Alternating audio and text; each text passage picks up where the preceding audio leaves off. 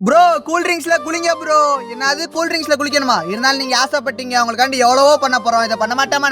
என்னை சப்போர்ட் பண்றதுல like and subscribe follow பண்ணிட்டு பாருங்க, வாங்க பண்ணலாம். அதுக்காண்டி கடையில போய் 2 கூல் ட்ரிங்க்ஸ் வாங்கிட்டு வந்து குளிச்சிடலாமா? வாங்க.